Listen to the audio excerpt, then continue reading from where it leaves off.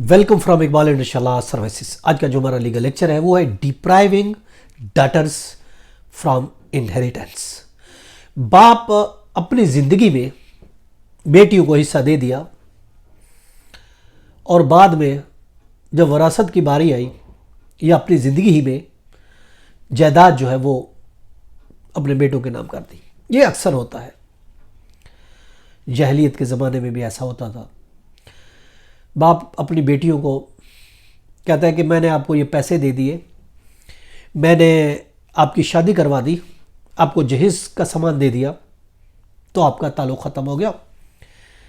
और बाकी जो उसकी प्रॉपर्टी थी, ख़ासकर इमूवेबल प्रॉपर्टी थी, मकान थे, जायदाद थी, ज़मीनें थी, वो उसने अपने बेटों के नाम कर दी। या ऐसा हुआ तो उन्होंने अपनी ज़िंदगी में नहीं की, लेकिन मरने के बाद जो उसके बेटे थे उन्होंने अपनी बहन को इंक्लूड नहीं किया, एक्सक्लूड कर दिया और वो प्रॉपर्टी, जायदाद, ज़मीनें अपने नाम करा दी कि हम अपने वालिद के लीगल हेयर से, ये वालिद की प्रॉपर्टी थी। ये सोच के, ये जहन में रख के, ये कह के बहनों को ये बोला कि आपने ज़िंदगी में जब हमारा बाप जिंदा था उन्होंने तो आपका हक अदा कर दिया था, आपको इतने पैसे दे दिए थे, आपको जहेज़ का सामान दिला दिया था, आपकी शादी करा दी थी, तो अब तो आपका कोई हिस्सा बनता नहीं है, तो इसलिए ये हम अपने नाम करा रहे हैं। देखिए, अगर भाई इस तरीके से ऐसा करते हैं तो ये गलत होगा, ये गैर कानूनी होगा, ये इल्लीगल होगा।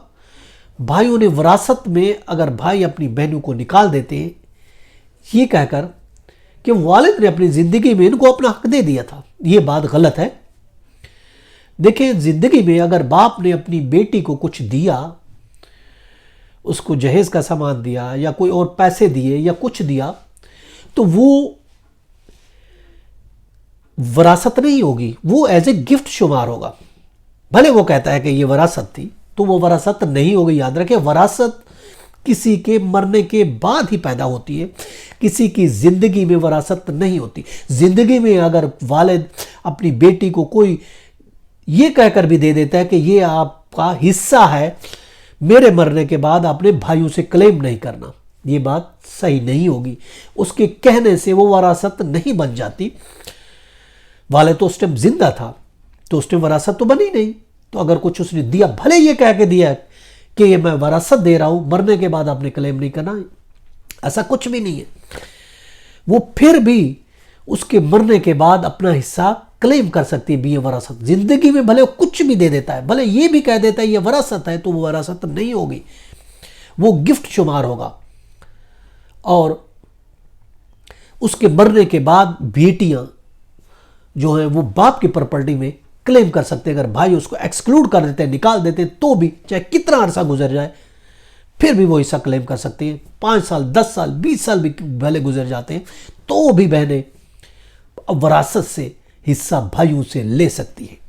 एक केस की हम बात करते हैं जो कि रिपोर्टेड है Bakht Buland Khan versus Jahad Khan and other का है। ये फुल बेंच 3 जजों का, सुप्रीम कोर्ट के जजों का फैसला है, जो कि रिपोर्टेड है PLD 2024, सुप्रीम कोर्ट, पेज है 1273।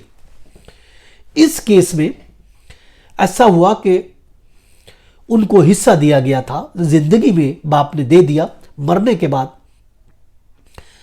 जो है भाइयों ने हिस्सा नहीं दिया, अपने नाम करा दी।